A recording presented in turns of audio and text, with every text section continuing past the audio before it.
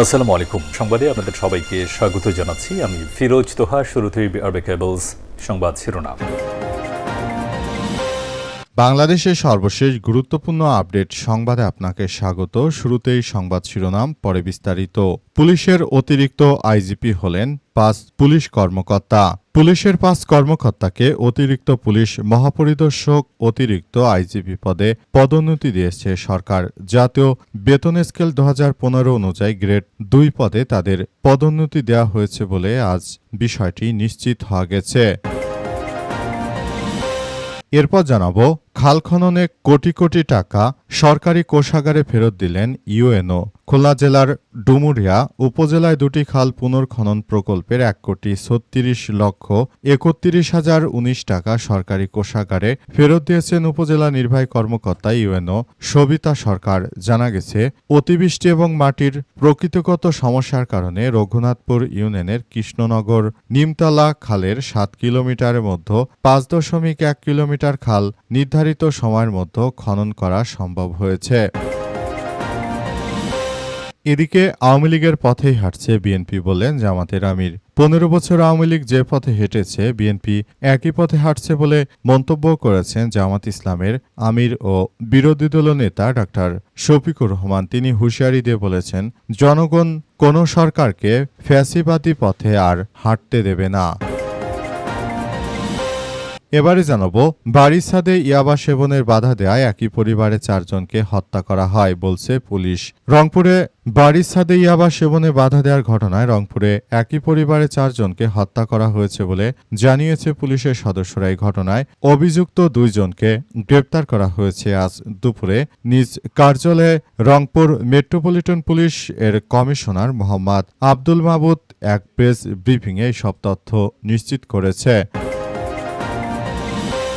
এবং সর্বশেষ জানাবো, মেয়েকে উত্ত্যক্তের প্রতিবাদ করায় বাবাকে কুপিয়ে জখম। পটুয়াখালীর বাউফলে মেয়েকে উত্ত্যক্ত করার প্রতিবাদ করায় রাসেল শিকদার ৪০ নামের একজনকে কুপিয়ে জখম করা হয়েছে। এই ঘটনায় এখন পরিস্থিতি থমথমে অবস্থা বিরাজ করছে। অনেকেই বলাবলি করছে যে আসলে কতটা বাংলাদেশের মানুষেরা এক নির্লজ্জ অবস্থায় চলে গেছে যে দেশের মধ্যে এই ধরনের ঘটনাগুলো এখন প্রতিনিয়ত ঘটছে।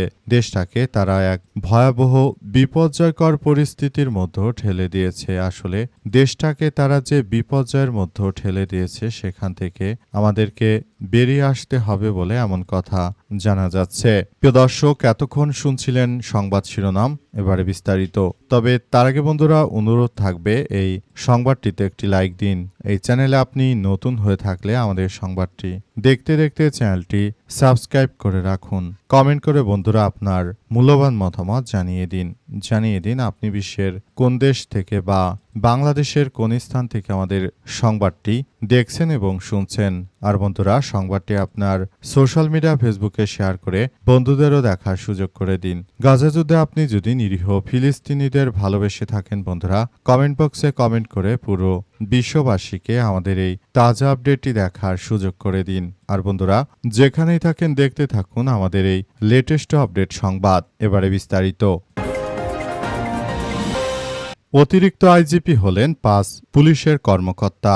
পুলিশের ৫ কর্মকর্তাকে অতিরিক্ত পুলিশের মহাপরিদর্শক বা আইজিপির পদে পদোন্নতি দিয়েছে সরকার। জাতীয় বেতন স্কেল ২০১৫ অনুযায়ী গ্রেড ২ পদে তাদের এই পদোন্নতি দেওয়া হয়েছে। স্বরাষ্ট্র মন্ত্রণালয়ের পুলিশ এক শাখা থেকে সংক্রান্ত প্রজ্ঞাপন জারি করা হয়েছে। রাষ্ট্রপতির আদেশক্রমে প্রজ্ঞাপনে সই করেন উপসচিব তৌসিফ আহমেদ। পদোন্নতিপ্রাপ্ত কর্মকর্তারা হলেন কেন্দ্রীয় পুলিশ হাসপাতালের পরিচালক ডিআইজি মোহাম্মদ সাইদুর রহমান, ট্যুরিস্ট পুলিশের অতিরিক্ত আইজিপি চলতি দায়িত্ব মোহাম্মদ মাইনুল হাসান এবং গাজীপুর মেট্রোপলিটন পুলিশ বা জিএমপির কমিশনার ডিআইজি মোহাম্মদ ইসমাইল হাওলাদার। এছাড়াও পুলিশের বিশেষ শাখা এসপির ডিআইজি মোহাম্মদ ইকবাল হোসেন এবং পুলিশের সদর দপ্তরে ডিআইজি মোহাম্মদ কামরুল হাসান। প্রজ্ঞাপনে বলা হয়েছে, পদোন্নতিপ্রাপ্ত কর্মকর্তাদের যথাযথ কর্তৃপক্ষের মাধ্যমে স্বরাষ্ট্র মন্ত্রণালয়ের সিনিয়র সচিব বরাবর যোগদানপত্র দাখিল করতে হবে।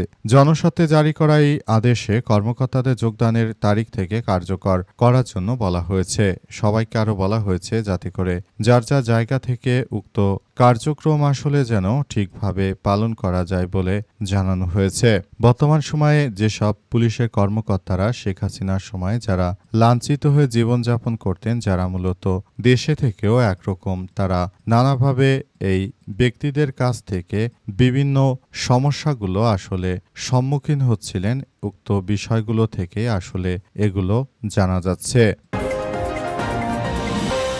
খাল খননের কোটি কোটি টাকা সরকারি কোষাগারে ফেরত দিলেন ইউএনও। খুলনা জেলার ডুমুরিয়া উপজেলায় দুটি খাল খনন প্রকল্পের ১,36,31,019 টাকা সরকারি কোষাগারে ফেরত দিয়েছেন উপজেলা নির্বাহী কর্মকর্তা ইউএনও সবিতা সরকার। জানা গেছে, অতিবৃষ্টি এবং মাটির প্রকৃতিগত সমস্যার কারণে রঘুনাথপুর ইউনিয়নের কৃষ্ণনগর নিমতলা খালের ৭ কিলোমিটারের মধ্যে ৫.১ কিলোমিটার খাল নির্ধারিত সময়ের মধ্যে খনন করা সম্ভব হয়েছে।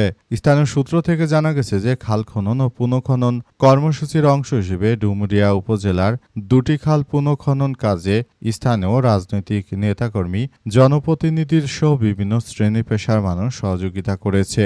ডুমুরিয়া উপজেলা প্রকল্প বাস্তবায়ন কর্মকর্তা পিআইও মোহাম্মদ আরিফ হোসেন জানিয়েছেন, উপজেলার রঘুনাথপুর ইউনিয়নের কৃষ্ণনগর নিমতলা থেকে বিল ডাকাতিয়া হয়ে রংপুর সারাতলা দক্ষিণ পাশে ১৮০ ফুট পর্যন্ত সাহস ইউনিয়নের ডোলডাঙ্গা খাল থেকে কাঠবুনিয়া বড়দোয়ানে হয়ে তেলিখালী গেট অভিমুখে ভদ্রা নদী পর্যন্ত দুটি খাল পুনঃখননের জন্য সরকার ৩,৯,৬,৭৬৯ টাকা বরাদ্দ দেয়। খনন কাজের পাশাপাশি প্রায় ৫,০০০ বিভিন্ন প্রজাতির ফলজ ঔষধি গাছের চারা রোপণ করা হয়েছে। আওয়ামী লীগের পথেই হাঁটছে বিএনপি। আওয়ামী লীগকে অনুসরণ করে বিএনপি হাঁটছে বলে জানিয়েছেন বাংলাদেশ জামাত ইসলামের আমির ডাক্তার শফিকুর রহমান। তিনি জানিয়েছেন যে আওয়ামী লীগকে আসলে বিএনপি একেবারে আওয়ামী লীগকে ফলো করছে। তারা দেশের মানুষের কোনো কথা না ভেবে শুধুমাত্র স্বৈরতান্ত্রিকভাবে আবারও রাষ্ট্র কাঠামোকে ভেঙে দেওয়ার মতো দৃঢ় কার্যক্রম চালাচ্ছে। আসলে তারা মূলত এমন কিছু করতে চায় যাতে করে ভবিষ্যতে পুরো বাংলাদেশটাই একদম আওয়ামী স্টাইলে তারা আবারও ফ্যাসিবাদী কায়দায় শাসন করতে পারে। কারণ তিনি এমন কথা বলেছেন। তিনি আরও জানান, দেশটাকে আমরা একটি মগের মুল্লুকের হাতে তুলে দিয়েছি। কারণ এই মগের মুল্লুকেরা তারা পুরো রাষ্ট্র কাঠামোকে একদম ভেঙে দিয়েছে। জামাত আমির আরও জানিয়েছেন যে তারা ক্ষমতা আসার পর গ্যাস ও বিদ্যুৎ দিতে না পারায় দেশের তৈরি পোশাক শিল্প সহ সবকিছু আসলে একদম নস্যাৎ হয়ে যাচ্ছে। অবস্থা চলতে থাকলে ভবিষ্যতে বাংলাদেশ আরও এক ভয়াবহ বিপদের মধ্যে চলে যাবে।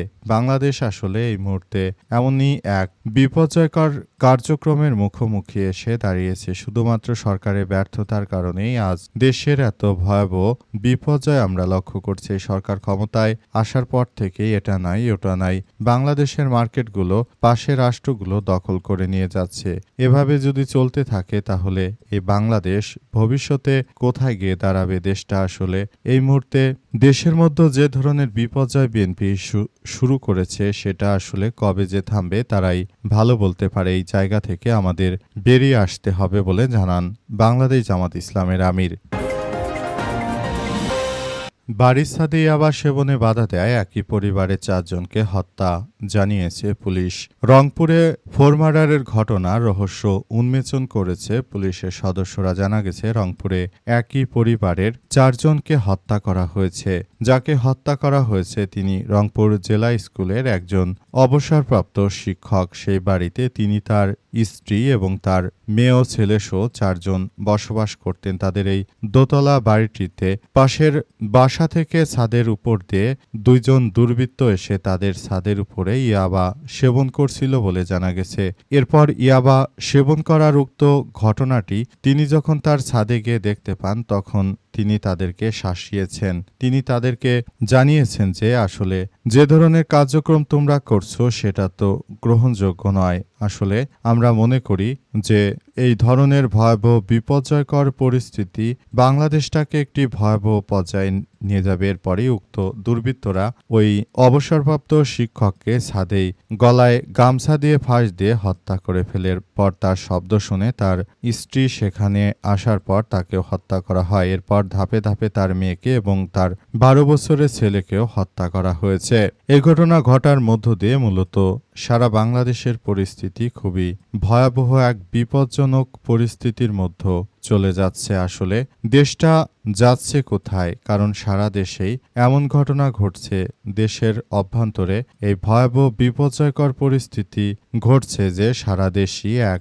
ভয়াবহ পরিণতির দিকে চলে যাচ্ছে। এই সরকার ক্ষমতা আসার পরেই বিচারহীনতার যে ঘটনাটি ঘটছে সেটি আসলে গ্রহণযোগ্য হতে পারে না। রাষ্ট্র কাঠামোকে তারা ভেঙে দিতে চায়। এটি আসলে আমাদের জন্য খুবই এক ভয়াবহ বিপজ্জনক পরিস্থিতির মধ্যে ঠেলে দিচ্ছে। আসলে এখান থেকে আমাদেরকে বেরিয়ে আসতে হবে। রাষ্ট্রটিকে একটি ভালো অবস্থানে নিয়ে যাওয়া ছাড়া এই মুহূর্তে বাংলাদেশ আসলে কোনো কিছুই আসলে অর্জন করতে পারবে না। পুরো বাংলাদেশটাকে একটি সন্ত্রাসের অভয়ারণ্যে পরিণত করছে বর্তমান সরকার। এই জায়গা থেকে আমাদের নিজেদেরকেই রক্ষা করার জন্য সবার মধ্যে আরও বেশি সচেতনতা বৃদ্ধি করতে হবে। তাছাড়া দেশের মধ্যে যে বিপর্যয়কর পরিস্থিতি বর্তমান সরকার সৃষ্টি করেছে, এটি আসলে আমাদের জন্য দুর্ভাগ্য।